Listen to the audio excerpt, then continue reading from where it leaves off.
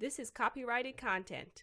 Adapted copyrighted content by Auntie Karen and Cousin Naomi. For educational purposes only. Welcome to the Growing Up Hebrew Media Corner.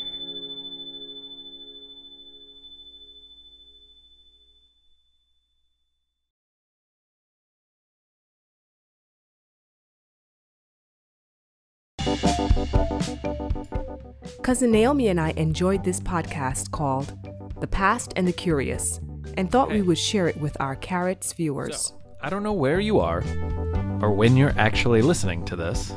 That's kind of the funny thing, you know. While I'm recording this, I'm in Louisville, Kentucky in October of 2016. Parents, if you're interested in this podcast, though, you must vet each episode before having your delicate Carrots children, who are growing up Hebrew, listen on their own or with the family. In this segment from episode 7, Food, we hear of an apocryphal tale about the tomato. Now, the scriptures do not mention each fruit and vegetable our ancestors ate, but if something is deemed poisonous, like anything belonging to the plant family of nightshade, why would we eat it, right? I hope this podcast sparks curiosity in the minds of my nieces and nephews. Tomatoes are everywhere. They are the T in the BLT. They are the red sauce on top of your pasta and under the cheese on your pizza. Tomatoes are the salsa on your chips and the soup in your can. We love them. But this wasn't always the case. Though common among the Aztec Indians, going as far back as the 700s, the tomato, or tomato as they called it, weren't as widely eaten as they are now. It really wasn't until after the American Civil War that canning made it possible to save, ship, and savor the red vegetable. Or is it a fruit? We always forget. In some places and in some times, some people thought the tomato were poisonous. Not everyone, mind you, but some. In fact, there are stories of medieval nobles dying after eating tomatoes on their fancy pewter plates. But many researchers today say that those fancy plates used by rich nobility had a high amount of lead in them. And the acid in the tomatoes made that lead leach into their meals.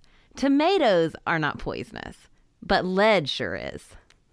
Still, if you heard about something like this happening and you knew the tomato was related to and also looked like plants such as mandrake or nightshades, which are in fact very, very poisonous, you might think twice about eating tomatoes too. And in America, there were many places where tomatoes were eaten with smiles and long, healthy lives, but not everywhere. You have to remember, in the early 19th century, information didn't travel easily, and people tended to stay in one place for most of their lives. So knowledge that you knew or discovered might only stay in your town. If folks were communicating with others over great distances, it probably wasn't to share their favorite soup recipe. So some still believe tomatoes to be poisonous, even in the 1800s. So a famous story comes from Salem, New Jersey, which sits south of Philadelphia near the Delaware River. A well-known man, Colonel Robert Gibbon Johnson, was an avid horticulturalist, or one who breeds, grows, and tends to plants.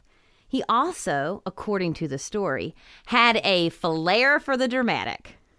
Robert had grown tired and frustrated with everyone in town's refusal to eat tomatoes, which he saw as a wonderful option to farm in the summer.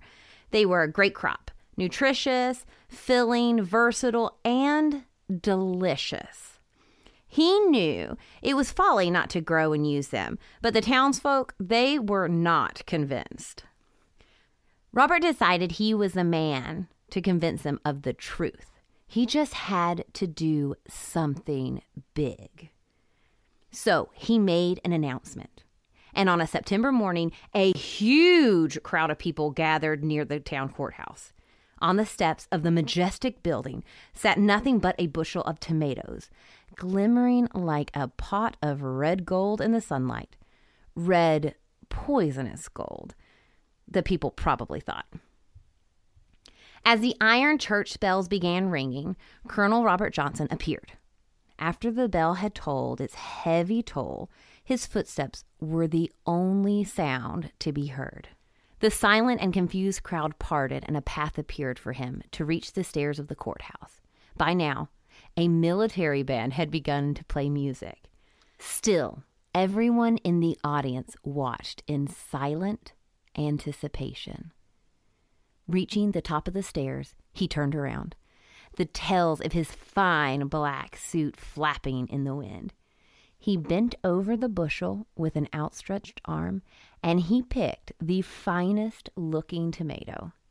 Standing up and facing the crowd, he brought it to his mouth and took a bite.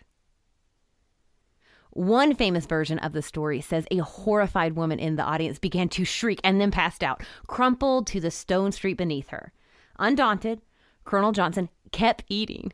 He ate tomato after tomato. The band began to play a funeral dirge. Salem residents were convinced Robert was poisoning himself to death on the stairs of the courthouse. Some pleaded with him to stop. "Stop! You will kill yourself!" they cried.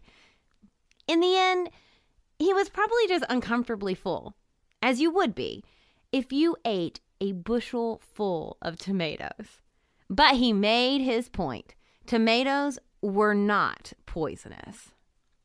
This story is often told to illustrate the myth that most Americans would not eat tomatoes for fear of death. But is it true? Well, probably not. Firstly, Colonel Johnson was a smart and industrious man. He wrote articles for farming publications and kept letters that he had written. He even wrote a history of the town of Salem. But curiously, he never mentioned any poisonous tomatoes, funeral dirges, or courthouse steps.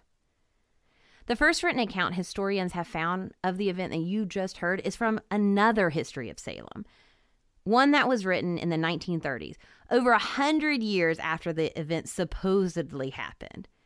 Do you think it's reasonable to expect that a history written a century after an event would be accurate? There are no eyewitnesses and no surviving documents, no primary sources. It's possible that the story could have been passed down by word of mouth, but you've played telephone before. The apocryphal story was then adapted for a family storybook that later wound up as a famous scene on a widely heard CBS program in 1949. You can imagine why many people would believe it's truth if that's the case. The people in the story are real, and some of the beliefs of poisonous tomatoes might have been true. But did he stand in front of 1,000 or more people who thought he would die from the stunt? Well, maybe. But the evidence or lack thereof lead us to the conclusion of probably not. What other fruits and vegetables are supposedly in this poisonous nightshade family? And if Yah wanted us to eat them, why would it be poisonous to us? I hope you and your family enjoyed hearing this podcast with us. This and other episodes of The Past and the Curious are available in their entirety for free download. See their direct link in the description below. Shalom. Check out our resource links for more information. Until next time, Like share, and subscribe.